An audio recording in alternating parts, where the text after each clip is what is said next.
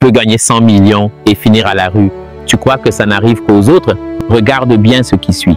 Le sport professionnel, c'est l'un des seuls domaines où tu peux passer de la pauvreté extrême à la richesse fulgurante et inversement. Plus de 60% des sportifs pros font faillite dans les 5 ans après leur retraite. Pourquoi? Une seule réponse. Zéro éducation financière. Moi, c'est Jules Delinor, économiste passionné par la finance et les nouvelles technologies. Ensemble, on va bâtir du solide. Aujourd'hui, on va parler de 10 stars du ballon rond qui ont toutes perdu et surtout comment toi, tu peux éviter ce naufrage.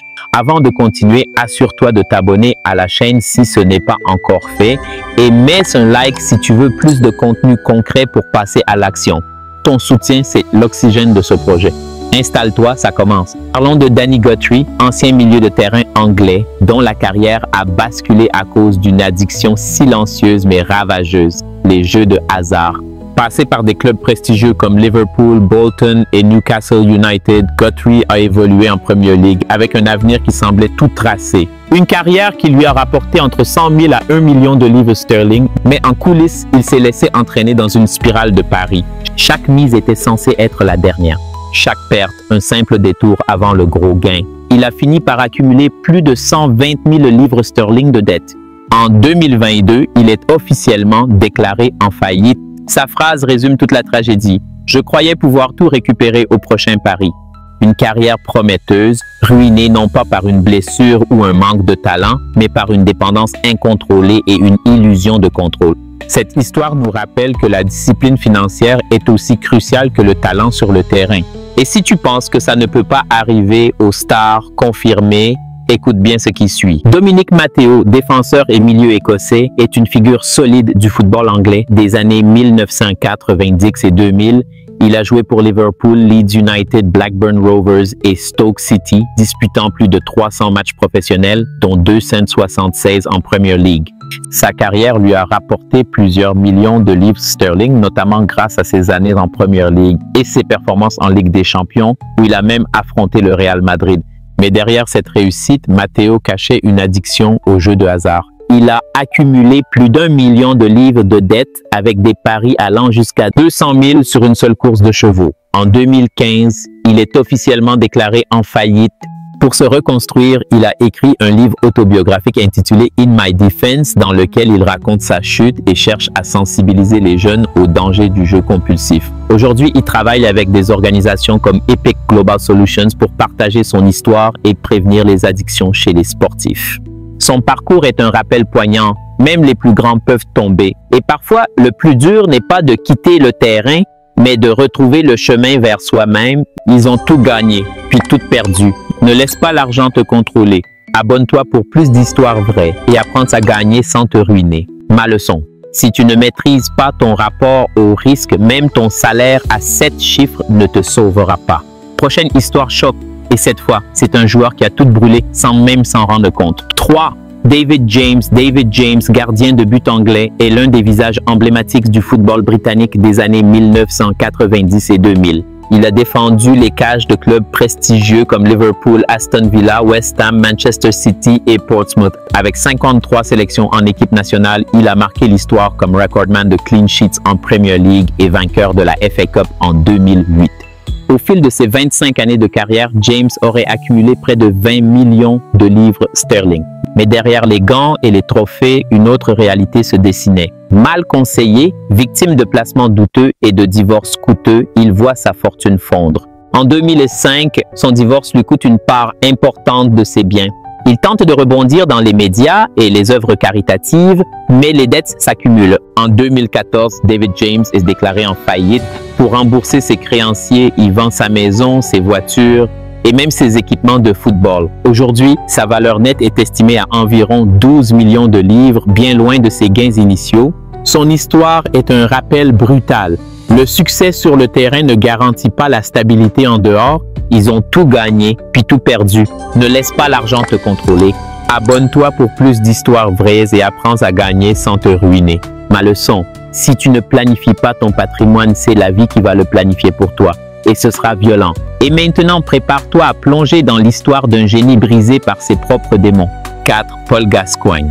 Paul Gascoigne, milieu offensif anglais, est considéré comme l'un des plus grands talents du football britannique des années 1990. Surnommé Gazza, il a fait vibrer les stades avec Tottenham, Lazio et les Rangers, captivant les fans par sa créativité et son audace sur le terrain. Au sommet de sa carrière, Gascoigne aurait accumulé plus de 20 millions de livres sterling grâce à ses salaires et contrats publicitaires.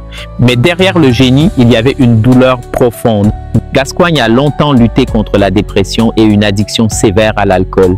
Malgré la gloire et les millions, il enchaîne les hospitalisations, les rechutes et les pertes financières. En 2015, il est déclaré en faillite avec une valeur nette estimée aujourd'hui entre 100 000 et 2 millions de dollars. Il a perdu bien plus que de l'argent, sa santé, sa stabilité et parfois même son identité. Aujourd'hui, Paul Gascoigne continue de se battre pour sa santé mentale, partageant son histoire pour sensibiliser aux dangers de l'oubli psychologique dans le sport.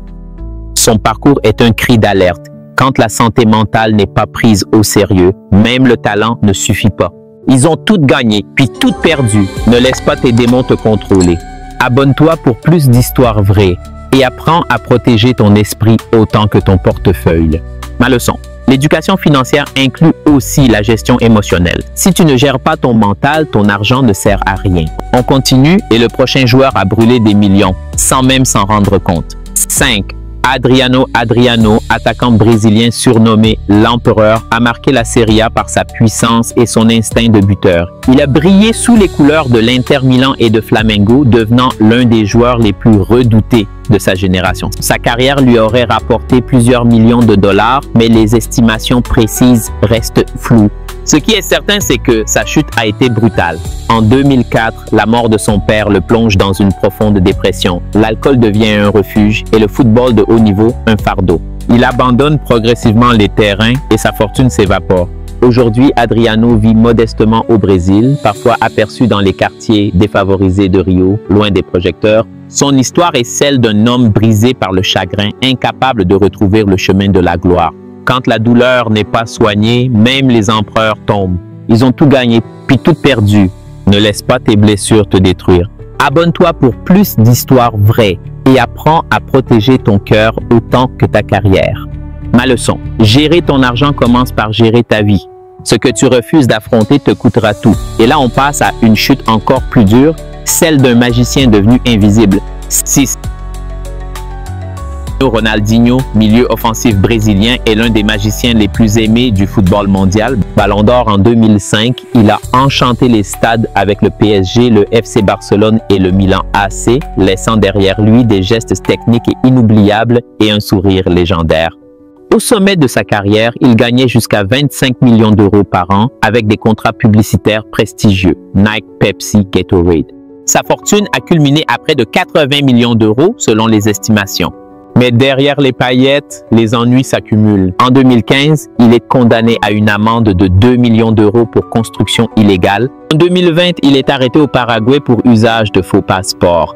Les médias brésiliens révèlent alors qu'il ne lui resterait que 5 € sur son compte bancaire. Ronaldinho a survécu grâce à des campagnes marketing et des apparitions publiques, mais il a failli tout perdre. Aujourd'hui, il reste une icône, mais son histoire est un avertissement.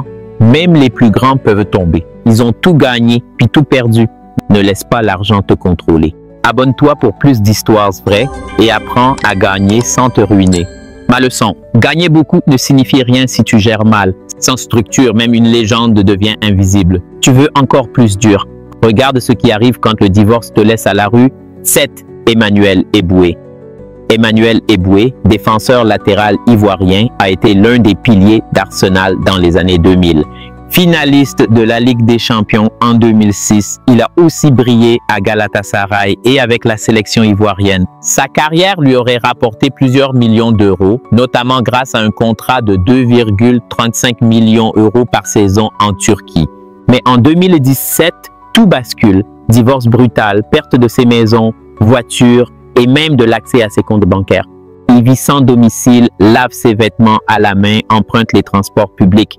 Il envisage même le suicide avant d'être soutenu par la Fédération ivoirienne de football. Aujourd'hui, il affirme posséder encore des biens en Côte d'Ivoire et au Ghana, Mais son train de vie n'a plus rien à voir avec celui d'un footballeur de haut niveau. Son histoire est un rappel brutal. Une carrière peut rapporter des millions. Mais sans gestion, tout peut disparaître. Ils ont tout gagné, puis tout perdu. Ne laisse pas l'argent te contrôler. Abonne-toi pour plus d'histoires vraies et apprends à gagner sans te ruiner. Ma leçon, quand tu laisses aux autres la gestion de ton argent, tu leur laisses aussi ton destin. Et maintenant, un autre génie du ballon rond, 8. Maradona, milieu offensif argentin, est considéré comme l'un des plus grands joueurs de terre et contrat. Mais à sa mort en 2020, sa fortune était estimée à environ 500 000 $. Pourquoi cette chute vertigineuse? Maradona est au-dessus de ses moyens et devait 33 millions de livres sterling au fisc italien. Des biens lui ont été saisis et il est devenu persona non grata dans le pays où il avait été vénéré. Son avocat résume: il vivait avec un grand cœur, mais sans contrôle. Son histoire est celle d'un génie dévoré par son entourage. Quand le talent n'est pas protégé, il devient vulnérable. Ils ont tout gagné, puis tout perdu. Ne laisse pas l'argent te contrôler. Abonne-toi pour plus d'histoires vraies et apprends à gagner. Gagner beaucoup ne protège pas. Ce qui protège, c'est savoir dire non, s'entourer intelligemment et contrôler chaque sortie d'argent. La générosité n'a de sens que lorsqu'elle est alignée avec une stratégie durable. Et Christian Vieri, attaquant italien, a été l'un des buteurs les plus redoutables de sa génération. Il a enchaîné les clubs prestigieux, Juventus, Atlético Madrid, Lazio, Inter Milan, et a marqué l'histoire avec ses transferts records et ses buts pour la Squadra Azzurra. À son apogée, sa fortune était estimée à 120 millions de $. Mais après sa retraite, tout a basculé. Il lance sa marque de vêtements BFT qui fait faillite. Il perd des sommes colossales au poker et ses investissements immobiliers tournent au désastre. En quelques années, sa fortune aurait fondu à moins d'1 million. Sa confession est brutale. L'histoire de Vieri est celle d'un champion sur le terrain, mais d'un joueur imprudent en affaires. Quand le ballon s'arrête, les erreurs commencent. Ils ont tout gagné, puis tout perdu. Abonne-toi pour plus d'histoires vraies et découvre comment garder ta fortune après la gloire. Ma leçon. Entreprendre sans compétences financières, c'est comme jouer sans entraînement. Tu risques l'échec brutal. Avant d'investir, forme-toi ou fais-toi accompagner par des pros. Sinon, l'entreprise devient un piège, pas un levier. Et toi, t'as quoi dans ta tête? Tu veux attendre d'être riche pour te former? Mauvaise idée, parce que si tu n'apprends pas à gérer 1000 €, tu ne sauras jamais gérer 1 million. Tu veux qu'on parle de stars du basket, du tennis ou même du rap? Laisse un commentaire avec le nom d'un joueur, d'un artiste ou d'un sport et on creuse ensemble les fortunes envolées et les leçons à retenir. Ton idée pourrait être le prochain épisode.